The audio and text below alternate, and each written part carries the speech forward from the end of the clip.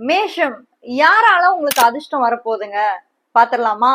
இந்த 2026 புத்தாண்டு அப்படின்றது ரொம்ப ரொம்ப சூப்பரா இருக்குங்க மேஷ ராசியை பொறுத்த வரைக்கும். இந்த வீடியோவை முதல்ல இருந்து கடைசி வரைக்கும் நீங்க ஸ்கிப் பண்ணாம பாருங்க.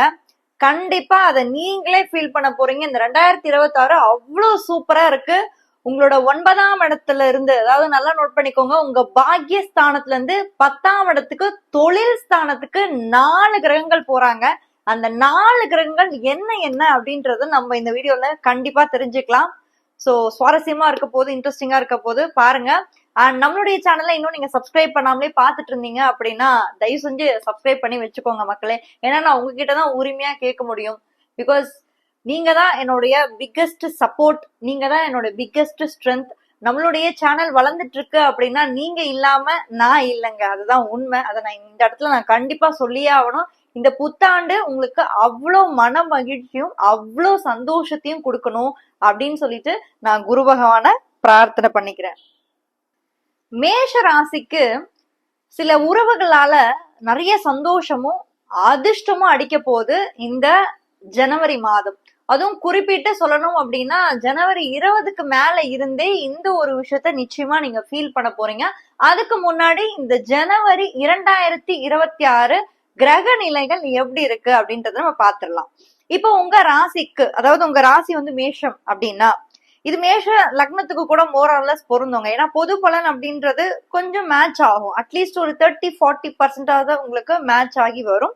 சோ நான் பலன்களை சொல்றேன். உங்களுடைய ராசிக்கு 3ஆம் இடத்துல இப்ப வந்து குரு பகவான் இருக்கிறாரு. ராசியில இருந்து 9ஆம் இடத்துல வந்து பாத்தீங்கன்னா கிட்டத்தட்ட செவ்வாய், சுக்கிரன், சூரியன், புதன் வந்து இந்த வருட தொடக்கத்துல இருந்தாங்க. அண்ட் தொடக்கத்துல இருந்து 10ஆம் வீட்டுக்கு போறாங்க, அதாவது தொழில் ஸ்தானத்துக்கு போறாங்க. இதுதான் நீங்க முக்கியமா கவனிக்க வேண்டிய ஒரு விஷயம். பாத்தீங்கன்னா ஜனவரி 13ஆம் தேதி அன்னைக்கு சுக்கிரன் வந்து 9ஆம் இடத்துல இருந்து 10ஆம் இடத்துக்கு போறாரு. ஜனவரி 14ஆம் தேதி சூரியன் போறாரு. சோ கிட்டத்தட்ட 10ஆம் இடம் அப்படின்னு சொல்றது என்னன்னு பாத்தீங்கன்னா உங்களோட கரியருங்க, உங்களுடைய ரெகாக்னிஷன், உங்களுடைய பேர், புகழ், மதிப்பு, அங்கீகாரம், ப்ரமோஷன். என்னடா இது, நான் இவ்வளவு கஷ்டப்பட்டு வேலை பாக்குறேனே, எனக்கு ஒரு ப்ரமோஷனும் கிடைக்காதா, எனக்கு ஒரு சின்ன பாராட்டு கூட கிடைக்காதா அப்படின்னு இத்தனை நாள் வந்து தவம் இருந்திருப்பீங்க மேஷராசிக்காரங்க. அந்த ஒரு சின்ன ப்ரமோஷன், அந்த ஒரு சின்ன ஒரு ஹாப்பினஸ் உங்களுக்கு இந்த ஜனவரி மாதத்துல இருந்தே நீங்க ஃபீல் பண்ண போறீங்க.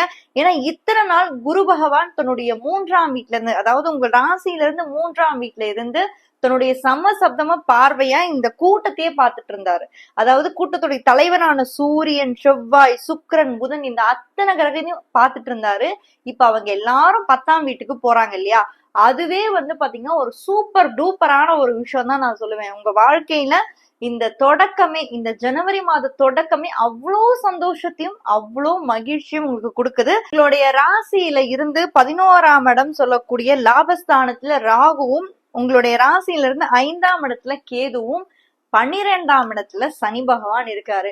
இதுதான் உங்களுக்கு கொஞ்சம் ஒரு லைட்டா ஒரு வித டென்ஷன், ஒரு வித டிஸ்டர்பன்ஸ். ஏன்னா சனி பகவான் வந்து 12ஆம் இடத்துல இருக்கும் போது நமக்கு சில நேரத்துல சில டிப்ரெஷன், கன்ஃபியூஷன்ஸ் இதெல்லாமே வரும் தான். அது நம்ம ஒண்ணும் பண்ண முடியாது. இருந்தாலும் சனி பகவான் கடந்த ஒரு 5-6 மாதங்களா பாத்தீங்கன்னா ஒரு வக்ரமா இருந்தாரு. இப்ப வக்ரம் நிவர்த்தி ஆகி நேர்கதிக்கு மூவ் பண்ணிட்டு இருக்காரு. நான் ஒரு விஷயம் சொன்னேன் ஸ்டார்டிங்லயே உங்ககிட்ட, நான் ஒரு விஷயம் சொன்னேன், ஒரு சில உறவுகளால உங்களுக்கு அதிர்ஷ்டம், லாபம் அப்படி கிடைக்கும் அப்படின்ற மாதிரி நான் சொன்னேன். இப்ப பாருங்க, இந்த ஜனவரி மாதம் தொடக்கத்திலே பாத்தீங்கன்னா செவ்வாய், சூரியன், சுக்கிரன், புதன் உங்களுடைய ராசிக்கு 10ஆம் இடத்துல இத்தனை கிரகங்களும் அமர்ந்திருக்கு. 10ஆம் இடம் அப்படின்றது உங்களுடைய கரியருங்க.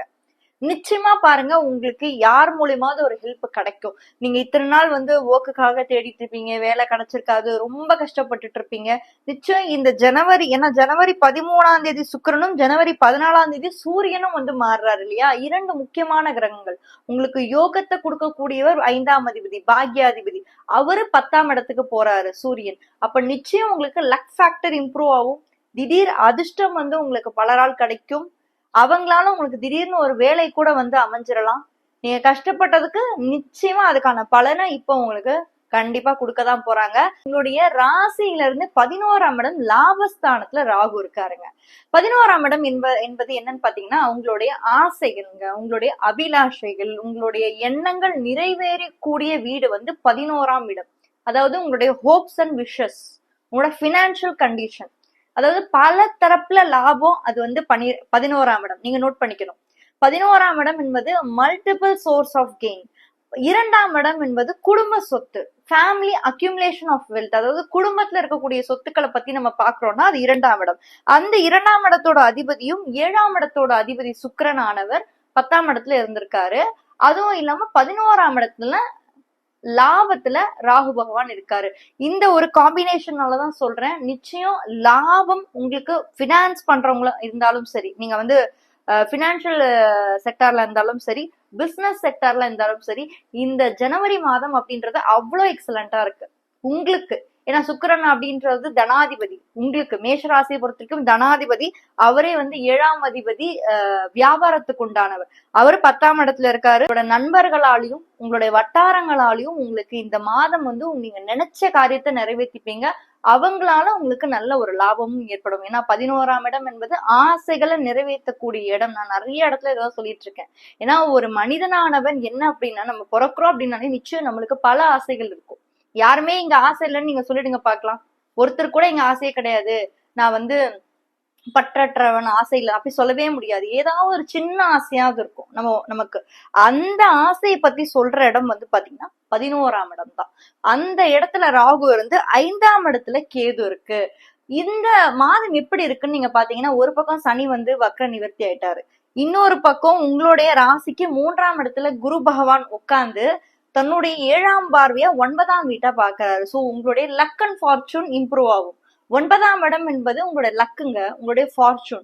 ஸோ நிச்சயம் உங்க லக் அண்ட் ஃபார்ச்சூன் இம்ப்ரூவ் ஆகும். அண்ட் 5ஆம் இடத்துல கேது இருக்கிறதுனால சில பேருக்கு, எல்லாருக்கும் நான் சொல்லல, உங்களுடைய தசா புக்திகள் பிரச்சனையா இருக்கு, கோளாறு கொடுக்குற வகையில இருந்தது, 6, 8, 12 பாவங்கள் தசா புக்தி இருந்ததுன்னா மேஷராசிக்கு குழந்தை பிறக்கிறதுல கொஞ்சம் தாமதம் ஏற்படுறதுக்கு வாய்ப்பு இருக்கு. அது ஒண்ணுதான் ஃபேமிலி வைஸ் நீங்க பாத்தீங்கன்னா நீங்க கொஞ்சம் சிரமப்பட வேண்டியதா இருக்கும்.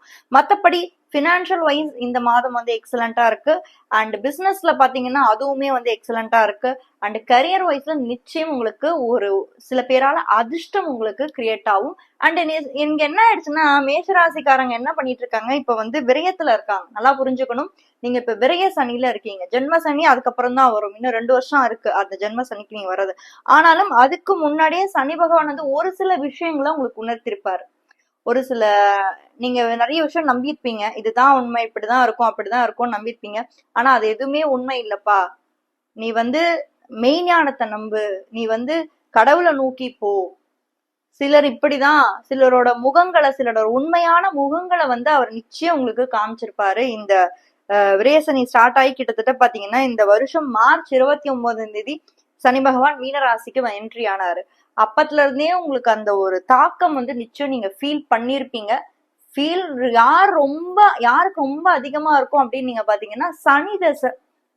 ஒருவேளை உங்களுக்கு இப்ப சனி தசை நடக்குதுன்னா நிச்சயம் நான் சொல்றவங்களுக்கு இந்த மாதிரி விஷயம் வந்து ரொம்ப ஸ்டப்பனா, அதாவது ரொம்ப வந்து ஒரு ஃபோர்ஸ்ஃபுல்லா ஃபீல் பண்ணிருப்பீங்க நான் சொல்ற விஷயம். ஓகேவா? எனிஹவ் மேஷராசிக்கு இந்த புத்தாண்டு அப்படின்றது இந்த 4 கிரகங்கள் வந்து கூட்டத்தினால உங்களுடைய 10ஆம் இடத்துல வந்து படையெடுத்துட்டு உட்கார்ந்து இருக்கிறதுனால அவ்வளவு ஒரு சூப்பரான ஒரு மாதமா வந்து இந்த ஜனவரி மாதம் தொடக்கத்திலேயே உங்களுக்கு வந்து அமைது. எக்ஸலண்டா இருக்க போது இந்த ஜனவரி மாதம். தேங்க்யூ சோ மச் மக்களே. அண்ட் உங்க எல்லாருக்குமே வந்து புத்தாண்டு நல்வாழ்த்துக்களை நான் வந்து தெரிவிச்சுக்கிறேன். எல்லாருக்குமே நல்ல ஆரோக்கியம், நல்ல மன மகிழ்ச்சி ஏற்படட்டும்.